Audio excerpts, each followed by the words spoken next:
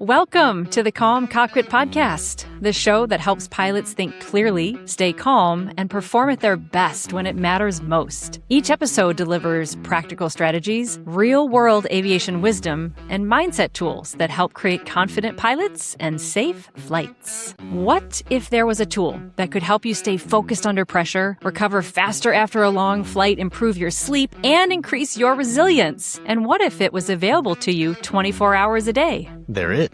It's your breath. Breathing is one of the few systems in the body that runs automatically, but can also come under your conscious control. That means it's a practical tool pilots can use to influence alertness, manage stress, and improve performance. And the research is pretty compelling. Regular breathing practices have been linked to improvements in physical health, psychological resilience, recovery, and overall well-being. Today, we'll explain how breathing actually works, why it matters in the cockpit, and we'll teach you 3 simple techniques you can use to reset after a startle response, improve your heart rate variability, and regulate your nervous system. So whether you're prepping for a check ride, flying a long cross-country, or just looking for another tool to sharpen your performance, stick around. The Calm Cockpit Podcast starts now. Onyx 12 Mike Oscar, runway 27, clear for takeoff.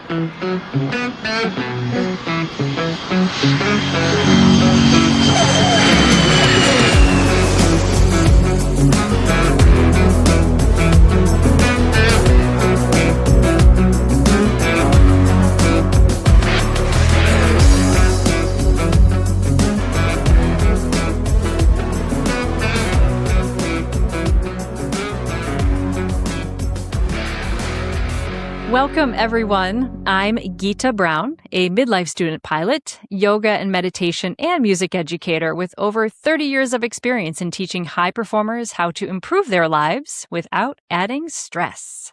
And I'm John Niehaus, corporate pilot and flight instructor. This topic today, breathing practices, is one of my favorites. I could go on and on and on about it, but I want to know first, I feel like, John, you've done some breathing practices in your time as a pilot. Have you done them, and why? What was the impetus to start in them? I have been breathing for 40 years. Almost. Congratulations. Well done.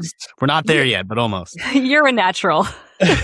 Professional even. In, out, all day long. I have not necessarily dipped too far into a lot of those practices. I know that it has come with some of the different sort of mindfulness things that I have tried. Mm-hmm. And funny enough, and I know we'll get to this a little bit later, but I used to have a Fitbit, a watch Fitbit. On there, it had a whole bunch of different sort of stress relieving things. And one of them was a breathe in with the bubble, breathe out with the bubble. So I've done some of that, but that's about as far as my experience goes. How was it with the Fitbit? I've never done one of those, like follow the little thing. Did it work, or was it like annoying to watch this little thing telling you to breathe? I think I struggle the same as a lot of people do with meditation, where I started it and then the entire time I was just thinking about when it was going to be over. So it was more of a, I'm going to win this bubble game. And then all of a sudden 30 seconds go by and you're like, oh, is it done yet? Yeah. Which I don't think is the purpose of what you're trying to accomplish at that point. So I don't know. We can definitely talk about that. Yeah, I think there's always that mythology that you have to be totally zen and in the moment and completely focused the whole time. And as we've said many times, it's more about bringing yourself back to the practice over and over again than it is about having any particular experience while you're doing it. It's normal for the mind to be distracted. It's part of the game. So we can definitely talk about that today. And I think that's where I wanted to do this episode, because when someone says something like that, oh, just take a deep breath, usually people are like super annoyed by that suggestion. It's not usually really helpful. Take a breath, take a breath. They usually say it to you when you're angry or heated, right? And it's like the last thing you want to hear. It's like telling someone calm down. You're like, I am righteously angry right now. I don't want to take a deep breath and be calmer because this anger is protecting me. So screw you and your breathing. It's not going to happen. Yep. It's a real interesting thing that it's this process that, like you said, you've been doing it your whole life. It's under your unconscious control, if you will, and you can consciously control it. So we'll kind of dive into all of that. I think for me, I've been obsessed with it since I guess I was a junior in high school, because as a clarinetist, the breath is everything. You're not going to make sound without breathing into your clarinet. And so learning how to shape and direct the breath in a musical way was everything, right? And that was what I wanted my career to be. And then I had a car accident where I got sideswiped, and I had already I didn't have scoliosis, but it was kind of on the edge. And then of course, getting sideswiped, guess what? My spine didn't love that exactly. It was not a good time. And so my rib cage and everything got just misaligned. And it got to the point where taking a deep breath was super painful, which is not a good look for a high school clarinetist who is auditioning for conservatories. So that really set me on a path of when you're in pain, you feel every muscle that helps you breathing in a way that you don't when you're not in pain. And so it led me down a road of, chiropractors, and definitely I was already into meditation, even more of that. And it really meant that I had to kind of unpack the injury that I had and rebuild my breathing in a more healthy way. And ever since then, I've been this really works. All of a sudden, then I felt better in a lot of other measures too. And so I've just been studying it ever since. So like I said, I could talk about this for days. But for my pilot friends, dearest listeners, I kind of wanted to structure it in 3 different chunks for us. First of all, why it's important. If I could write the I'm safe checklist, I'd say, hey, there should be at least one ground session on your body and how it works so that you know how it functions so that you can take care of it better. It's just like studying the POH. So I want to cover a little bit about why it's important, and then breathing 101, just how it functionally works in your body. Because for most of my students, when they learn that, it can even change how you sit and move and breathe just in daily life. Not checking your aura ring for a breathing pattern, but just how you use your physical machine daily when you have that information. So that's part 1, will be why it's important and how it works. Then I wanted to give 3 really short practices where you're going to have a couple different experiences of some breathing practices that are all pretty easy. Take a couple of minutes to do just so you can have a sample platter of actually what it's like. And again, getting us out of that expectation that it has to feel a certain way and instead just kind of do it and observe the results later. And then I wanted to give my top recommendations in the 3rd segment for those resources that can help you if you want to do even a sprinkle of it in your day, or if you're you know what, I'd actually like to commit 5 minutes or 10 minutes a day to this. Give you my best resources that I would feel comfortable doing myself or sending my students to, instead of sending you off into internet land. Which, if you Google breathing practices, you'll find the good, the bad, and the ugly. And you'll find a lot of very untrained people telling you things that won't work for you. And then you'll think it's you, or that breathing practices don't work. And then it's an opportunity missed. So I wanted to kind of filter through some of those and give you my top recs. What do you think, John? Sound like a plan? Let's do it. Let's do it. Okay. So you're kind of like my student today. I like it. I like it. So the first thing is why should we even care about breathing practices? And when I'm talking breathing practices, I'm talking about at any moment in the day when you stop and you take conscious control of your breath, whether it's one single deep breath reset or whether you're using it to downshift. I'm talking about an intentional moment when you take management over your breath. So we've talked about it on this podcast a lot. I think I even did a Monday briefing on this. There is so much clinical evidence right now that breathing practices, when done as a daily routine, that it has a positive impact on your health, your blood pressure, your longevity measures, your physical capability, your ability of your muscles to use the strength that they have, and your psychological resilience. Everything improves when you learn how to manage your breath even better. Do I need to say that again for the cheap seats? Everything improves when you're breathing better.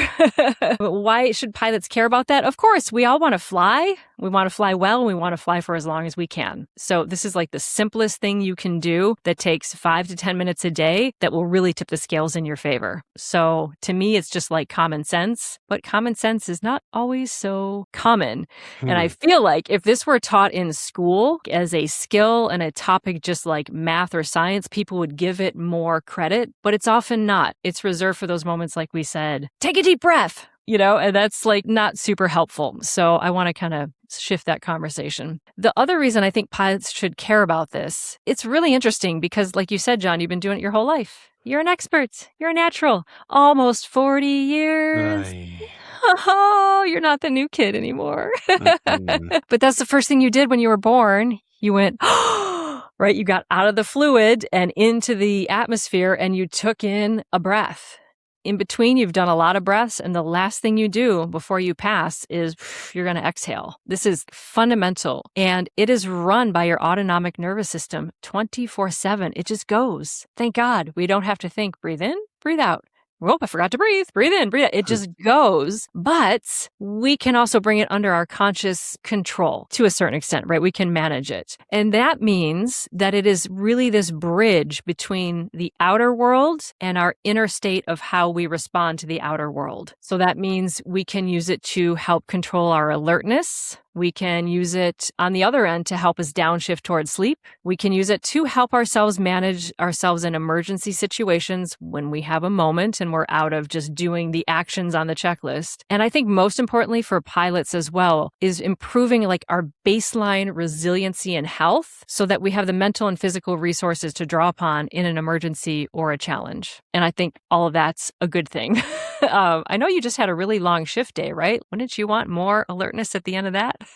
It's always helpful. That's for sure. It's always helpful. A couple other reasons why pilots should care about it is it can really, really influence our mental state. I've seen this in students again and again and again and again and again. Shifts in breathing patterns, some of which I'll teach you today, can actually really increase your alertness. You can change your breathing pattern and get like a rush of energy that is palpable, or you can use it to completely downshift the other way. And it is so powerful to be able to do that because most of us do life the opposite way. There's a stimulus and then we just respond. We don't think, we don't pause. There's action and then there's a reaction. And I don't know about you, but how many times I've reacted to a situation and then later gone, I wish I had handled that differently. I wish I had never done that. No.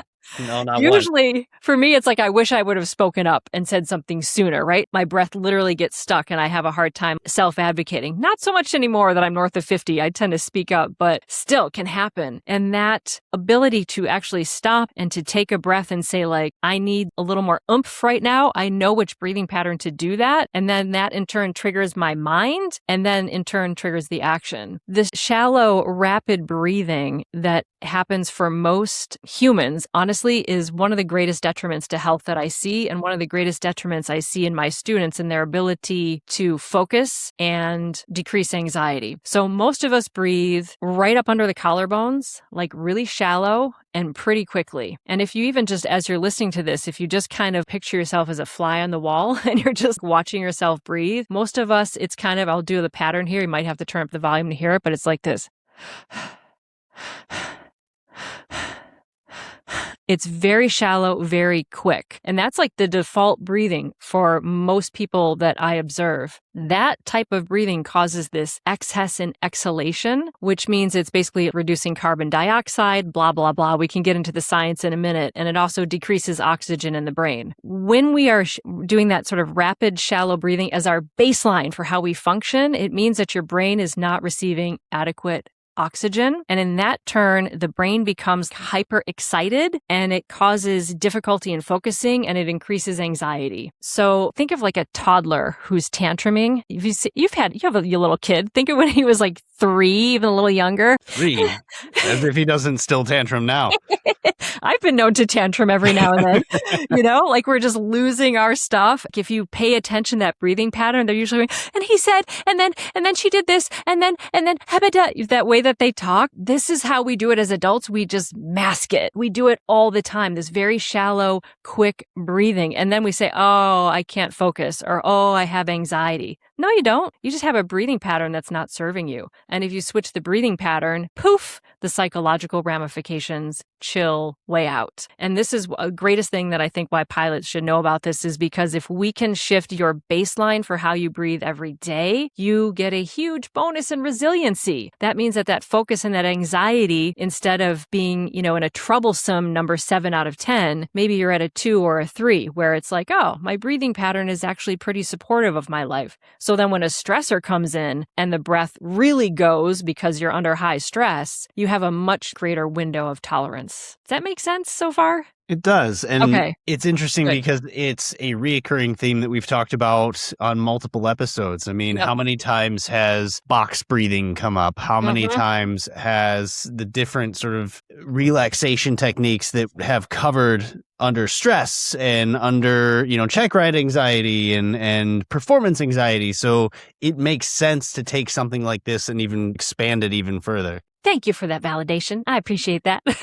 Well, it's selfish because this just means that anybody who hasn't listened to those episodes, you really should. They're all kind of linked together. Yes, we all operate as a functioning, harmonious system. I think the last reason I'll give why I think pilots should absolutely care about the breath is that it can be done in this sort of twofold way I've mentioned. One, you can do it as a standalone practice, 5 minutes in the morning, 10 minutes in the morning of increasing that sort of baseline overall health and resiliency of the nervous system. But it also can be used as that back pocket tool. And in the moment, I need one deep breath to reset. And if you have that, it gives you that moment to think. It gives a moment for your nervous system to move back towards a more balanced state. And it can just be integrated into everyday life. It doesn't always have to be a big project. It can just be a thing that you do. And I'll give some examples of that towards the end with the practices. But I just feel like this is something that everyone should know. So let's dive into how it actually works. I'm not going to do the deepest dive in the world in this. If you take yoga with me on a regular basis, I sprinkle a lot of this information. Typically, I'll teach like an 8 to 12 week class. That's actually where we're doing stuff the whole time. And I just sprinkle these facts in. And people are always so intrigued to learn about this. And I can tell you what one high schooler said to me recently. He's 15. This was his first ever yoga class with me. And he came in, he took the class. I didn't know anything about him. He was in like a class of 20 kids. And at the end, he came up to me and he was like, "Geeta, what was that?" He's like, I'm like, what? I'm not sure what you mean. Like, it was yoga. What are you talking about, man? Tell me something. He's like, okay. He said, I have horrible asthma, which is why they took me out of the spin class and they told me to go take yoga. He said, I can't do anything without it provoking an asthma attack. I end up like in the hospital sometimes with this. He said, I took that whole class. He said, not only could I do it, number one, he said, but I actually took a full, complete, deep breath. I've never felt that. That was amazing. Like, his mind was blown that his body could physically do this. So I want to say to anyone out there listening who's like, this doesn't work for me, it doesn't really make any sense, or I have asthma, or I've tried it before and it just didn't work, it made me more anxious. All of that is totally normal. And I can guarantee you, you're not an outlier. Your body already knows how to breathe, and there's a way for you to improve that functioning even more. It's just you haven't found it yet if it hasn't worked. It's not that it won't work for you. I'm sorry, you're just not that special. You just haven't found the way in that's going to make it unlock for you for it to be like a superpower. So first thing to know about the breath. Are you a mouth breather or a nose breather, John? I would say primarily through the nose. Nice. Because it drives me crazy when I have a cold. Oh, yeah. Like, you notice that you can't do it. Right. When I have to breathe through my mouth when I have a cold and I'm all stuffed up, it's just like the worst. It is the worst, totally. Any ideas as to why a yoga teacher or a breath rehab specialist would say, hey, let's try to shift your breathing towards in and out through the nose all the time instead of the mouth? No, because the majority of things that I have taken, it's in through the nose, out through the mouth. So that is contradictory to what I've been told by a lot of these other practices. Isn't it interesting? So the great news about the breath is there's no right or wrong way to do it. I think all of this talk about the breathing and how it works and everything, it's like, hey, if you're intentionally trying to improve it, you're moving in the right direction, right? So I'll put that caveat over everything I'm saying here. Just do some stuff, observe the results, see what happens. Let me ask you this. What does it feel like when you have a cold and you breathe through your mouth a lot? Why does it bother you? That is a really good question. It almost doesn't feel like I'm getting enough, which is weird because obviously your mouth is bigger than your nose. Yeah. I hope. Right.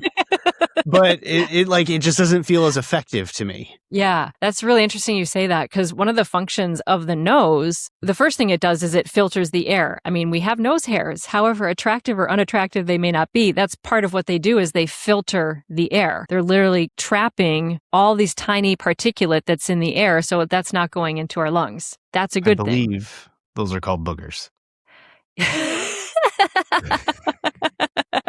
Sorry, folks. Thank God for the boogies. Hey, mucus is a good thing. We like that because every booger is like stuff that would have been in your lungs otherwise, right? It trapped all that mucus is trapping all the pollen and the dust and all the ick. We like that. That's a good thing. But I think the other reason why you might feel like it's not as effective, that's so interesting to me that you say that, is that there's all these special little markers. I'm forgetting, there's an official name for them, but they go from the nasal cavity, where it attaches to the very fancy breathing tube in your throat, very official terms. It has almost these grooves in it. There's an official name for them that I'm forgetting. But what they do is they actually slow the air down as it enters into your lungs, which gives us more authority over the speed at which we're filling up our lungs versus the mouth, where it just goes right in a big gulp. When it goes in through the nose, it gets filtered and then slowed down and warmed up before it comes into the lungs, which all gives us so much more control over the speed and pace of the breath. And the speed and the pace is then what sets off that chain of reactions that then in turn influences our mind, our heart rate, our blood pressure. So the nose does a lot. It does a lot. So we inhale, oxygen comes in, it passes into those sacs that are in your lungs. And then from there, it goes into the bloodstream, and then bloodstream, good old hemoglobin, delivers the oxygen to the cells of the brain and the body. Here's a thing that often gets missed, and I didn't see this anywhere in the aviation literature that I studied, which is that's functionally what's happening. However, there's a whole movement in the yoga world that says breath can be registered as shape change in the body. We tend to think of breath like coming in and filling up, like you take a breath in and you fill up and then you exhale and it goes out. But functionally, there's a muscle on the bottom of your ribs. It's called the diaphragm. Have you ever heard of that one? The diaphragm? Yeah, the diaphragm muscle. Okay. What do you know about the diaphragm muscle besides it's there? It's there. Correct me if I'm wrong, but I seem to remember that it's like opposite of what you think it is, where you think that you're forcing air in, but in reality, you're like relaxing, which is allowing the diaphragm to expand, bringing air into. So you're not forcing air in, you're just sort of allowing your body to relax, which then brings air in. Oh my gosh, you're amazing. I think you should run this episode. Is it true? Yeah, I mean, it's a little hard to describe and without like the visual here with the podcast. But yes, functionally, breath as shape change in the body is, the diaphragm is like functionally pulling down-ish. I mean, it's hard to say down because it's 3D. It goes all the way through the abdomen. Think of it, it's what's separating your ribs from all of your other internal organs. It's like this wall. It goes all the way through. So does it just move down? Well, of course not. It moves down and out. It's 3D. It's a little more fluid than that, if you will. But yeah, basically it pulls down and essentially it's making the whole chest cavity and ribs flare open a little bit. Think of like wings of a bird opening up. And when that happens, there's actually a pressure differential. You create a vacuum in your lungs. And the atmosphere doesn't like that vacuum. It wants to equalize the pressure from the inside of the body and the outside of the body. So the atmosphere tries to regulate it by bringing oxygen into that vacuum that you just created in your lungs, which is wild to me. Well, it's the same concept. The reason why I even know any of that, however true it may be, is because when you get into sort of high performance, high altitude aircraft, they also talk about how you switch from the passive oxygen into the compressed oxygen because the atmosphere at that point is so low that you need to force the oxygen in because your diaphragm can't expand. Yes. So to bring it back into aviation, you switch to the high pressure. So you've got the mask where it's literally when you are kind of giving the motion that you're breathing in, it opens it up and then shoots oxygen down into your lungs. Because if you have a pressure loss in the aircraft, you won't have the ability to pull that oxygen into your body. Wow. That is so cool. So what do? You literally put the mask on and then you pretend like you're inhaling. You kind of expand. It's like the slightest little breath in kind of opens up a valve and then it shoots the oxygen into you. It forces it in. It's kind of a weird feeling the first time you try it. I bet. Wow, that is so stinking cool. This reminds me very similar to why I'm keying in on this for pilots a little bit as well right now, is very often people who say breathing practices don't work for me. It comes to exactly this reason, John. It's a posture issue. If you're sitting rounded and hunched, as I say that, he sits up and I'm suddenly sitting very tall and long. Right.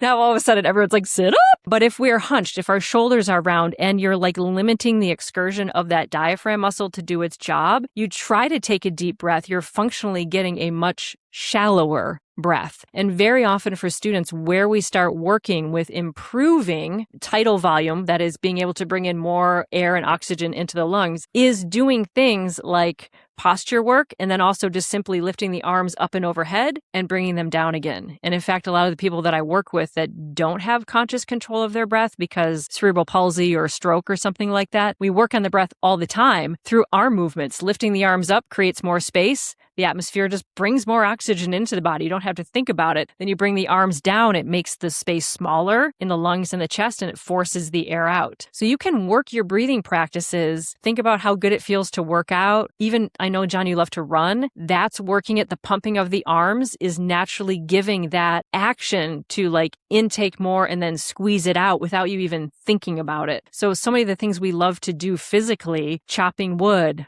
Anyone out there chop wood? That's another action. Every time I think of Serena Williams, who like would scream every time she'd hit the ball. But that's, as a yogi, it makes so much sense because you're making the space smaller in the chest, forcing the air out. That's why tennis players, when they hit, because they're squeezing that breath out. On the inhale, they're making space on the backstroke.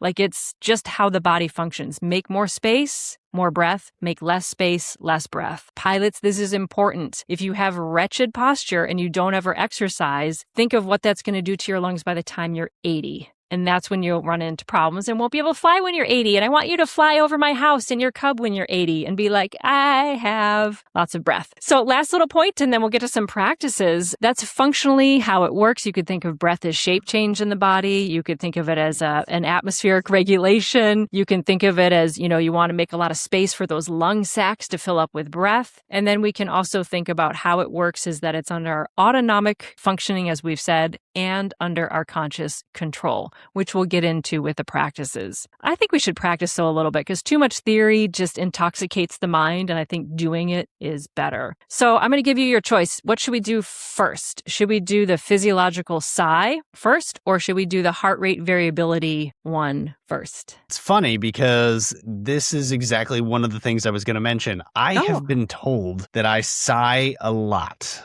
especially in the airplane. Now, half the time it's because after a long day and I'm tired or whatever, but multiple people have come up to me and been like, that's a big sigh.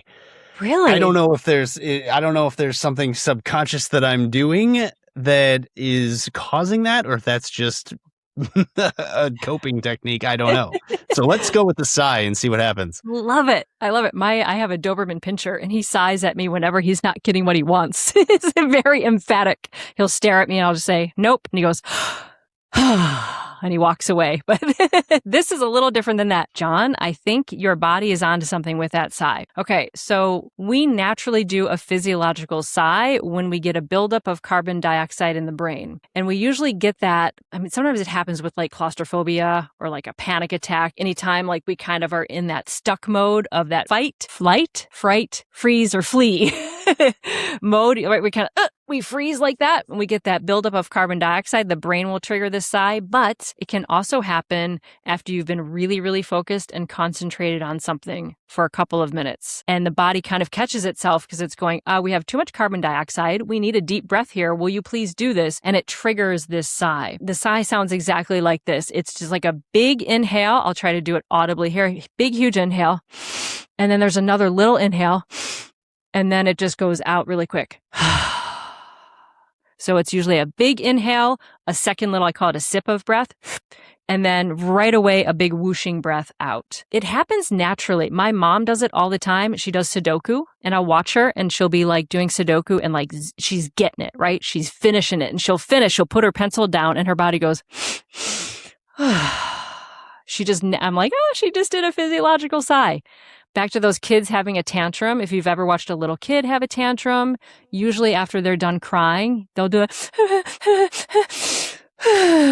they do that kind of thing. Like, it's natural. We all do it. And I would suspect, John, maybe it's happening for you because you've been focused for a little while and your body is kind of doing that kind of thing. You have to pay attention next time you catch yourself doing it. See what you were doing in the minute or two before it. So it's really super simple to do. I like to do it all in my nose and out through my nose, but that's my yoga bias showing. Most people teach this in through the nose and out through the mouth. So you can just do it along with me and see how it feels. You only need 1 to 3 of these to kind of get the benefits from it. So, and I'll tell you where you might use it as a pilot. All it is, it's a big inhale, little inhale, and then a sigh. And you just do an inhale, little inhale, sigh it out. And then you can do one more, and whatever pace you like. A breath in, another one, and out.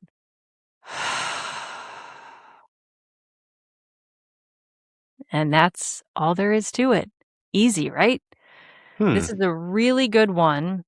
Anytime there's been a startle response, or you need like a quick reset. For me, student pilot, right? Like ATC says something to me, I repeat it back, and then suddenly I realize I have to configure for landing. It's all happening kind of fast, but I do have a moment to kind of, okay, like I'm on final, I'm established, like I'm good, but I can kind of feel my brain starting to, I have time there to just go,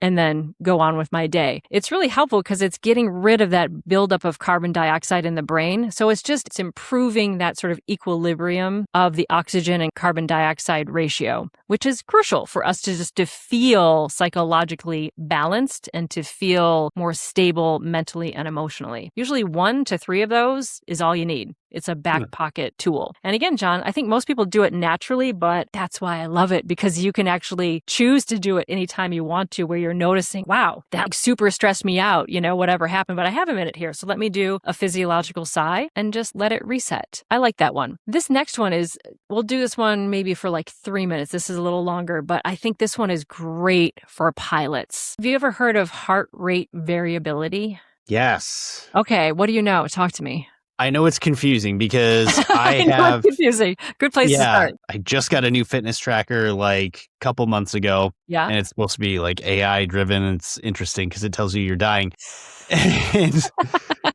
And one of the things that it measures in terms of your cardiac health is the HRV, the heart rate variability. Mm-hmm. And then also, and there's a unit for it, but I don't really know or remember what it is. And it's stress. Mm-hmm. And it's interesting because the way it talks is the heart rate variability going up is good, even though it doesn't sound good. Right. Obviously, the stress going down is good. Yes. And so like whenever you see one go up, you see the other one go down. So you can see kind of the correlation on how those are put together, even though they're measured separately. Right. That's about all I know. I know that it's very interesting to watch because there are times where, I'll climb into a difficult day in the morning, climb into the airplane, and it's so sensitive. You can literally see hour by hour as it goes down, and then I get done and it goes back up again. Very interesting. Yeah. I think all this data that we're all collecting about ourselves is fascinating because we can actually have data points that correlate then with subjectively how we feel and maybe make some connections there about like the importance of all of this stuff. Because 10 years ago, no one was talking about this. I mean, we were in yoga classes, but that's, relatively closed space. So yeah, we now all have access. Like I have an Apple Watch and it will give me that information over time. I do think that in order to accurately use a smart device like that, give it a good 6 months. You need a lot of data for this to be accurate. So basically what it is, it's a measure of the natural variation in time between your heartbeats. We all know the heart goes lub-dub, lub-dub, lub-dub all day long. It does its work for us. It's a beautiful thing. And it's really heart rate variability is then an indicator of how well your nervous system and how well your body can adapt to stress and changing demands. So it's kind of like a window into your body's recovery and resilience meter, if you will. It shows how effectively, like you were saying, your body is going to shift from that high performance mode, like getting ready for a long duty day, and then recovery mode. You want a body that is resilient. And I think we had Dr. Adrienne Adler-Neal on, and she talked about for her, like holistic well-being is about being resilient. It's not about being chill and being zen. It's about being resilient, being able to go into high performance, high drive mode when you want, but then when you're done, being able to let yourself shift into recovery mode without needing alcohol, food, or numbing out on your phone to do it. So heart rate variability is like this measure that shows us that we have better adaptability, more resilience, and lower stress levels. So we want a higher heart rate variability because it's showing that your heart is basically resilient and flexible and can do like high demand work, but then can also downshift, and that you're able to be, I think of it like a stretchy rubber band, or in yoga, we talk about being like bamboo, strong but flexible. So we want that higher heart rate variability. So what controls that? Your autonomic nervous system, which we started talking about. That's what turned on when John was born and he went, that autonomic nervous system starts driving the breath, it's been driving the heartbeat when before you're born, but it's regulated then by your sympathetic nervous system, which is that fight or flight nervous system that turns on when we're under action mode or stress. The parasympathetic nervous system, we call that like the rest and digest. That's the aspect of the nervous system that slows the heart rate, promotes recovery, relaxation, digestion. So heart rate variability is heavily influenced by the balance between that sympathetic drive, where action mode, and the parasympathetic drive, the resting mode. The breathing practice we're going to do works on the parasympathetic nervous system, which for most people, we need to shift towards a little more ease, a little more relaxation, slowness in the heart rate, a little lower blood pressure. So this heart rate variability exercise we're going to do then is a breathing pattern that's basically equal. It's equal in and equal out, and there's no pauses in between the breaths. If you just think about the concept of that from everything we've talked about today, equal inhale, equal exhale, that triggers the parasympathetic nervous system. This person is safe. Everything is fine. There's no changes. In turn, that tells the heart that it can beat at a nice, regular, chill pace. Then subjectively, we feel calmer, usually. Subjectively, we feel more rested and ready to take on the next thing. And then over time, that leads the heart to be more resilient because it knows how to work hard and how to slow down. One small caveat before we do this exercise is that this is the limit of teaching this on a podcast is because sometimes a student will come into me. I would say 95% of the students I've taught need a little more ease. Right? They need to slow down, need to learn how to do that balancing act of downshifting in their life. Every now and then, though, I have students that I would not do this with because the student is sluggish. They're depressed. They're not moving in their life. They're not making decisions. And the last thing we need to do is something that's even more relaxing and slow and down. For them, I might do something completely different that I'm not teaching in this episode, which is taking a rapid inhale and doing much more vigorous breathing to supercharge and energize the system and really hyper-oxygenate it. I'm not teaching that on a podcast because I don't feel like that is advisable unless I'm sitting in front of the person and I can monitor them, because it can lead you to literally black out and pass out. And if you're already sympathetically driven and high-wired pilot, most of y'all don't need that, honestly. Most people need to take it down a notch, because taking it down a notch brings it into balance. So we're going to do this basically heart rate variability exercise and breathing. It's called coherent breathing. They've given everything names these days, which I find hilarious because as a yogi, we have different names for these, but call it coherent breathing, which basically means we're taking maybe 5 or 6 breaths a minute. We don't have to be that granular, but we're just going to do a regular inhale and an equal exhale. For the practice itself, we'll take maybe 2-3 minutes to do it. Keep in mind, you can breathe through the nose. You can breathe out of the nose. You can breathe in through the mouth, out of the mouth. It does not matter. Breathe how your body will breathe today. If you can do in and out of the nose, that's very nice. But if it's not available to you, it doesn't matter. Just breathe. Anything that works for you is perfect. If at any point when we're doing this, that the pace I'm giving does not work for you, just follow a pace that you find easeful. That's it. If you feel lightheaded, dizzy, then just do a sigh out like this. And just kind of sit for a minute and let that dissipate, and then come back into the practice when you're ready. Your breath is unique to you. If you were all sitting here in front of me today, I'd be able to read the room and adjust it for you, but I can't. And I totally trust you to do that because you've been breathing your whole life and you know what you need. So at any point, if you need to shift the timing on it, please feel free to do that. And no high set of expectations. You're just simply doing it as an exercise and an experiment. So we're not even looking for a mental state to happen. We're not looking for relaxation. We're just simply practicing taking conscious management of our breath. That's the only thing we're doing, is practicing that management of the breath. That's it. If you've done that, check, success, gold star.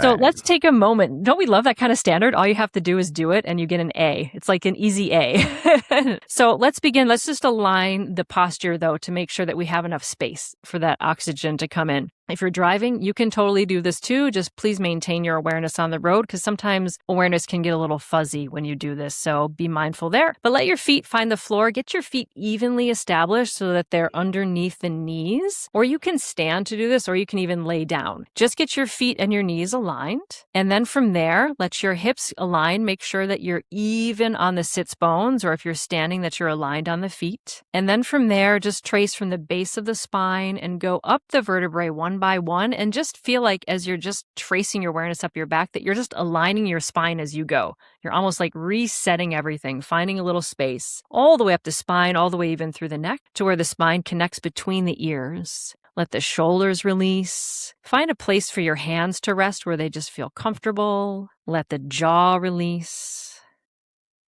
And the top of the head can raise up slightly, almost like there's a little thread pulling the top of the head taller. And in all that space, you can kind of let everything relax. And then from there, we'll just slowly begin. And remember that you can use the sound of my voice as a guide, but at any moment, you can also switch to your own breathing pattern, finding an equal balanced inhale and exhale. So we'll begin just breathing in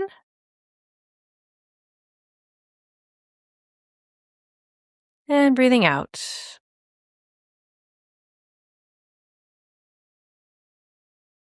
Breathing in and out.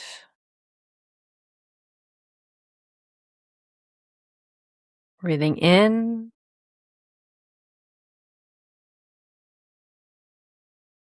breathing out.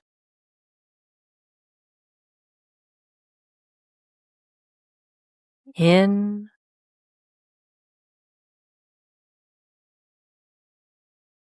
out.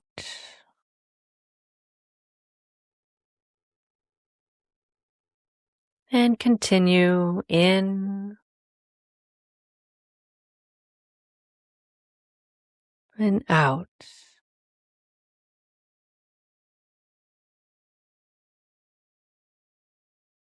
In, out.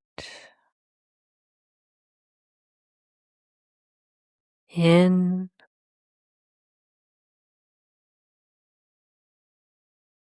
out.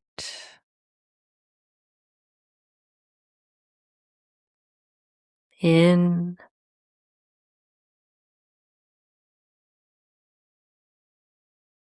out.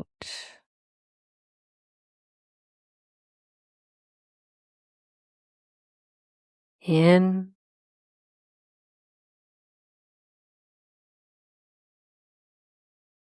out.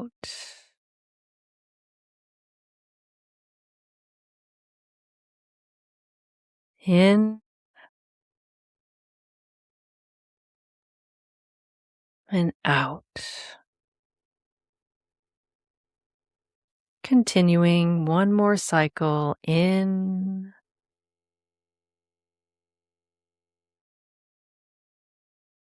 and out.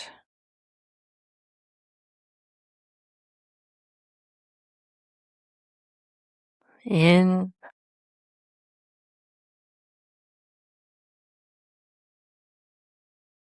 out.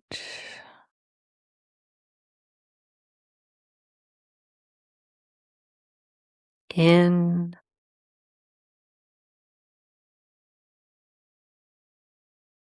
and out.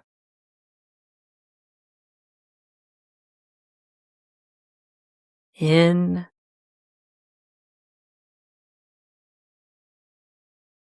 and out.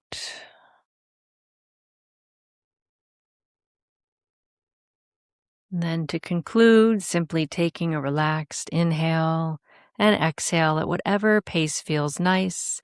You can feel free to exhale through the mouth as a signal that you've ended the practice.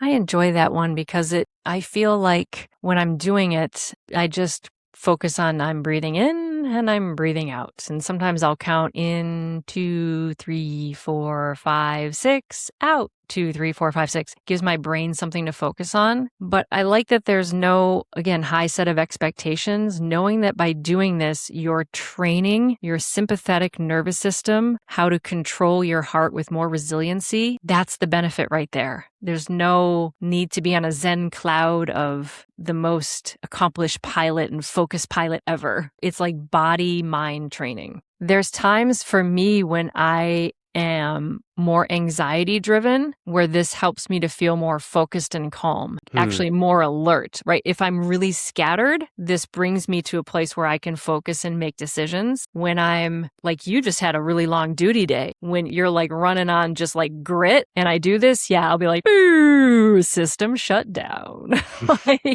Which is why in yoga, we always say like breathing practices are inherently balancing. You will get from them exactly what you need, because when you move the body towards homeostasis, the body knows what to do with that information and will give you that feedback. So whatever you experience then is perfect. It's information for you to use. I like to pair this practice because it is so directly related to heart rate variability and bringing that autonomic nervous system under your conscious control. I like to pair it with other things. I do this one after I work out, particularly after I work out at the gym. So I lift weights 3 days a week. Usually hasn't been 3 days a week lately, if I'm honest.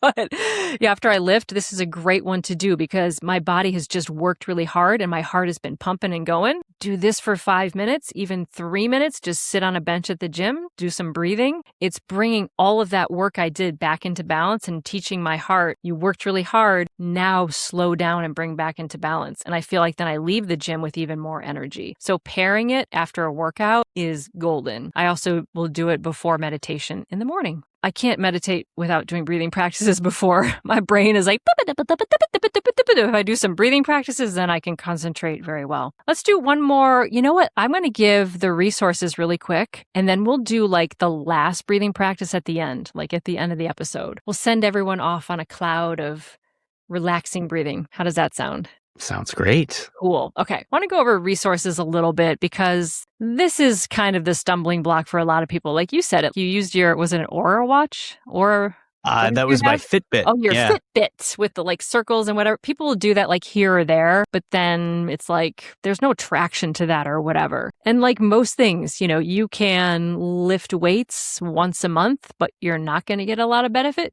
Whereas if you work out regularly for 10 years, you get a tremendous benefit. Breathing practices are the same way. You get out of them whatever you put in. So if you're someone who is finding that breathing practices are hard for you, or they provoke anxiety or a stress reaction, or you just feel like they're just not working for me, something is off here, I would really recommend this series I'm going to link below by the University College London Hospitals. So their national service did these amazing series of videos. Primarily, they were focused on retraining your breathing after COVID, or if you have asthma or any breathlessness period. Like when I had COVID, my breathing pattern totally reversed. So instead of that, my belly was actually going in on the inhale and it was pushing out on the exhale. And it's very common that happens with people with viruses or long COVID that switches your breathing pattern. It can happen after a physical trauma, or I see it a lot in my students with surgery. They come out and their breathing is literally reversed. And that makes you feel anxious because you're literally like sucking the belly in while you're trying to bring oxygen in, and you're making the space smaller while you're trying to breathe in, and it throws your whole nervous system for a loop. And they've done a lot of research on that with long COVID. So thanks to the University College London Hospitals, they have a whole series on this. It's fantastic. I've watched the videos. I've done it along with it. It really shows you if you're breathing in a natural pattern or if your breath pattern is maybe off of how it functioned when you were born, and who knows why, doesn't matter, but it shows you how to get back into just a regular natural breathing pattern. Highly recommend everyone tries it. Just as a diagnostic, am I actually breathing the way I was designed, or have I gotten into a weird pattern here? Can be really hard to tell that. I think they did a really good job. I'll link those YouTube videos, and they're really short. They're like 5 or 10 minutes each. If you're someone who's looking for, like, you want that magical app that will just give you a 5-minute practice to do, because I love those. I'm like, just tell me what to do. I don't want to have to think about something else. I would check out Did you say Insight Timer. hack? What? I did. I got a hack. Yay! John is so happy right now. Yes, check out Insight Timer. It's so good. If you even go to Insight Timer online, like on the web interface, they have a bunch of, oh my gosh, just type in breathing. You will find everything. You will find 5-minute ones. You'll find really dippy, airy-fairy ones with like the music and the things, much more clinical ones that are very cut and dry. They have so many. The majority of them are free. I encourage you to experiment, find ones that you like. They have ones for concentration, relaxation, the energizing ones I was talking about. They will teach you those. I wouldn't do them without a teacher, but if you want to, you can. So check out Insight Timer. That would be the app that I tell people, go to that. They really vet their teachers. They do a great job. I have another recommend, which is Yoga with Adrienne. She does videos on YouTube. She's like the YouTube yoga goddess. And I really have to say, as a yoga teacher, I admire so much what she has done for yoga and making it accessible. Because if you have internet access and you have a smartphone, you can just pull her up. She has a whole playlist for breathing that I will link, and they are fantastic. She has everything from yoga breathing ones all the way, to some of the interesting ones we yogis do to very simple moving and breathing ones where if you're finding your breath is really constricted and you actually want to try some physical yoga, she'll lead you through that. Her stuff is really, really good, and it's about as close to like traditional, classical, full yoga as you can get on YouTube without going to a live teacher. So Yoga with Adrienne, mwah, chef's kiss. It's beautiful, and she has a great vibe. I'll also link her nighttime yoga one. It saved my bacon so many times, that 10-minute downshift at night. I have one more recommend. John, have you ever heard of Wim Hof? No, I have not. Seriously? No. I feel like with all the stuff that's going in your feed lately, with all the wellness stuff, I can't believe Wim Hof hasn't like shown up. The Iceman, he hasn't shown up in your feed? I'm guessing he's about to. Okay. Seriously, yeah. Play this and then let your computer listen to it, and then it will feed you Wim Hof. So he is... it's like a whole movement. I have not personally done his method. I think it's a little aggressive. However, I do know students that I've had, and my husband has used his method. My husband is trained in the same style of yoga I am, and he thinks incredibly highly of him. He's got a whole movement. So his whole framework is, I'm forgetting, it's breathing, it's cold exposure, and mindset work. It's like the three things, and he's teaching all about what we're talking about today is that psychological and physical resiliency. He does a lot more on the almost like forced hyperventilation side of things. Again, for me as a yogi, it's a little aggressive, but I know a lot of people who've tried it, and they're especially folks who have ADD or ADHD. They're like, this meets me where I'm at, and it works. So I would check out Wim Hof. He has books, The Way of the Iceman. He has a whole movement. He has teachers that he's trained. It's very interesting. I would check that out. Just be mindful as you're doing it to not go too far too fast. That's my Sounds yoga like a mom. Rammstein song. Sounds like a what? the German rock band Rammstein. Rammstein. He sounds like a Rammstein song. Wim Hof, The Way of the Iceman. Do you have any recommends for people? Any apps or anything you've used? I know you don't do a lot of this, but maybe you got something hanging there. I mean, my answer to everything is the Calm app, frankly. Oh, yes. And I forgot about I can Calm almost app. guarantee that there's breathing stuff on there yeah. that I haven't explored. Totally. Yeah, I used one of their nighttime ones a while ago because you recommended the Calm app, and I used their bedtime ones, and I'm forgetting his name, but he had a fabulous voice, very relaxing. I think he even had an English accent, so it just, for me, it was so posh, but he did regulated, it was a paced breathing, very similar to the one we're going to do right now. Yeah, the Calm app is really, really good. And the only thing I would recommend for those of us that work for sort of larger companies, a lot of times, my company included, they have a fitness allowance. So in our case, we get a couple $100s a year that we can allocate towards fitness equipment or apps or whatever. And in our case, and it may be worth checking out for whatever company you work for, those kinds of things actually qualify. So like my subscription to Calm is actually paid for by my company, which is great because I was using it anyways. If you need an excuse to finally pull the trigger on getting something like that, you might be able to get it for free. Who knows? That is so check great. with your company. That is really cool. My health insurance covers my gym membership because Nice. it's considered preventative medicine, which is fantastic. So I think there's awakening that people are like, oh, this is good. This keeps you out of the hospital, or if you do have to go there, gives you a little more resiliency to handle it, because life gives us enough to handle. So why not learn how to kind of get your baseline feeling a little bit better so that life just gets easier. So if I had to kind of summarize all of this before we take it out with a nice triangle breath thing, I would say, pilots, we should care about this because your body, your mind it's your operating system. It's a whole system that works together, and learning how it functions gives you more choices about how you use it so that you're no longer just reacting to life, but you're proactively choosing how you want to respond, how you want to feel, and how you handle the invariable stressors that are going to come up. It's only going to lead to good things. And even if you don't have a great experience, you will learn something that will help you turn that into really good things for you. I believe that happiness and health are your birthright. And I know without a shadow of a doubt that each one of you has a little password to finding a breath practice that will work for you to help you just feel better, have more peace, have more ease. And that as a side effect, we get safe pilots, safe flights, and awesome operating missions that go really well and bring a lot of joy to the world. So why not? Breathe. It's worth a shot. Worth a shot. Exactly. Like, they got nothing to lose. So let's end with this triangle breath. This is one that I use when I need to really, really downshift. And sorry, John, you're doing it at the end of a long duty day. So we're going to really bring it on down. Put me right to sleep. Let's do it. So I think I like this one because it is a little more visual. So if you could picture in your mind a triangle, is it an equilateral triangle? Is that the one that's equal on all sides? Wow. Yes. Yay! I remembered some high school geometry. So it's an equilateral triangle. I'm very visual, so I like this one. And sometimes I will even draw a triangle while I do this. If you're that kind of person, because I'm visual and kinesthetic, I need to move. You don't have to draw it, but if you want to, you can. So the first line of the triangle going up is the inhale, and the line going down and then across is the exhale. And that's it. Once we get a little into it, I'll add a pause at the top. And then I'll add a pause after the exhale. And it's just a visual. So as you're doing it, it helps if your eyes are closed or you can just look at the floor. You're literally visually just seeing a triangle either being drawn.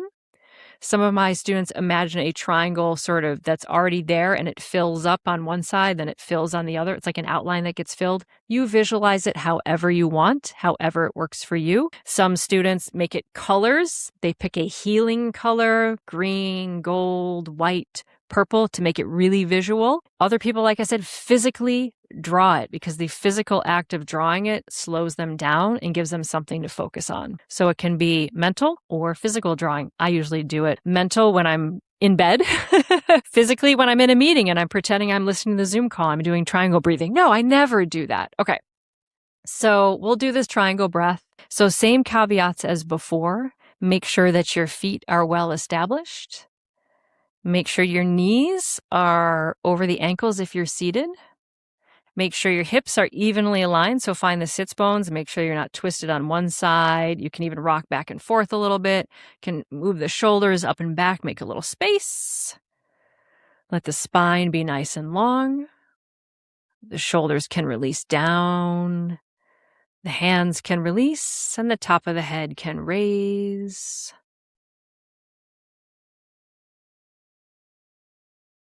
Let the belly soften, the fingers soften, and know that this triangle breath is here to help support your nervous system and just to downshift from all the busyness of your life.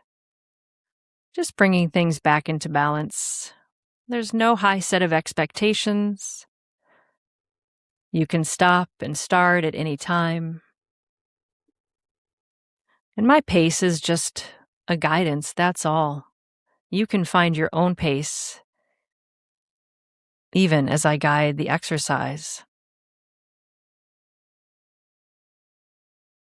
So picture in your mind's eye either a blank canvas or an outline of a triangle, whichever you prefer. And bring your mind's eye to that lower left corner. And as you inhale, a line is created up to the top of the triangle. And as you exhale, the opposite line goes down and continues across back to the starting point. Inhaling up, exhaling down and across. Inhaling up when you're ready, exhaling down and across. Nice full breath in, relaxing on the inhale. Softening and relaxing on the exhale. And if you need to, you can draw the abdomen in a little more to get that full exhale to fill all the way to the side. Inhale fills from the bottom to the top. Exhale, releasing down, across, maybe drawing the abdomen a little bit to squeeze out the last of the breath before inhaling up. Exhaling down and across. Inhale up. Now pause at the top for just a micro moment and then exhale down, across, and pause. Inhale up. Pause. Exhaling down, across, and pause. Inhaling up. Pause. Exhaling down, across, resting in the pause. Inhaling up. Exhale down, across, pause. One more triangle, inhaling up. Pause. Exhale down, across, and pause. Release the conscious control of the breath and simply sit quietly for a moment in the space you created. Simply resting quietly here for a moment.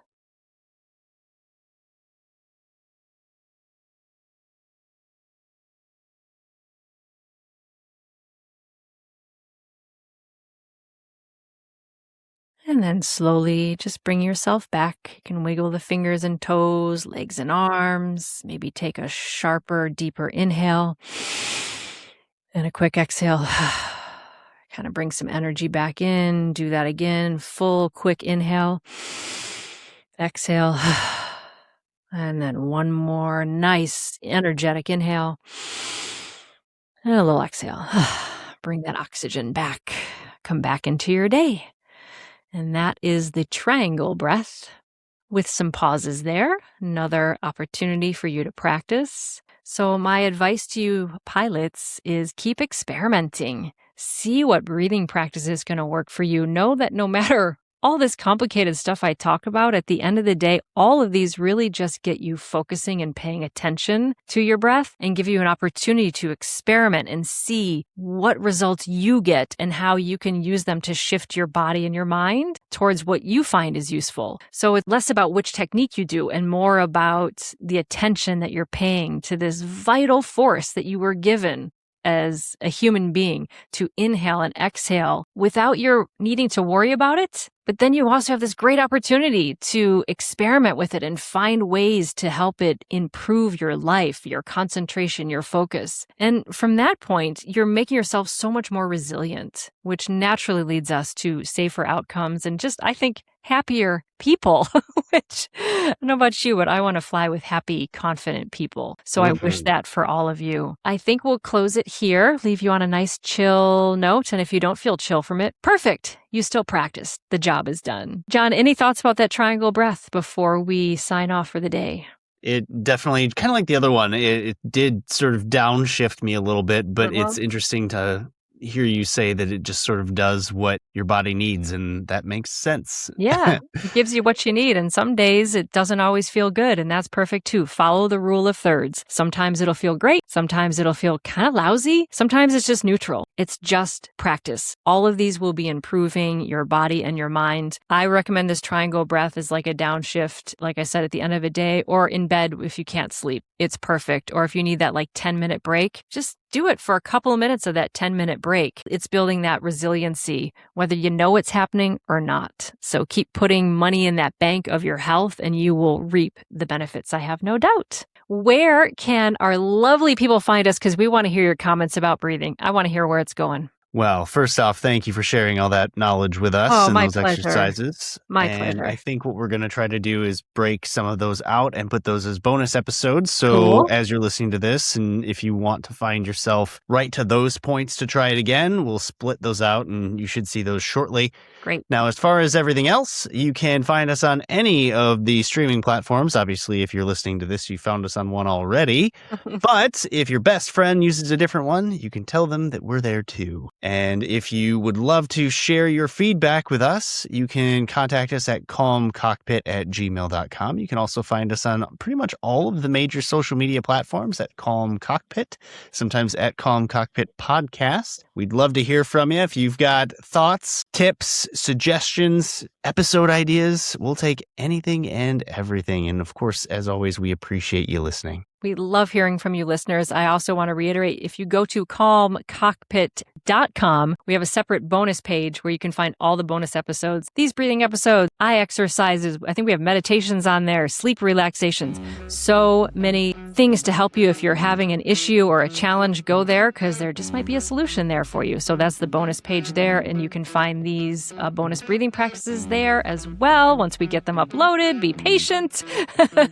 We so appreciate you guys listening. We can't wait to see what you think of this. Drop us a line. I think we'll call that a wrap today. So until next time, fly smarter and stress less. Boston Tower 1 departure is Airbus 321. Traffic holding crossing runway 33 left 3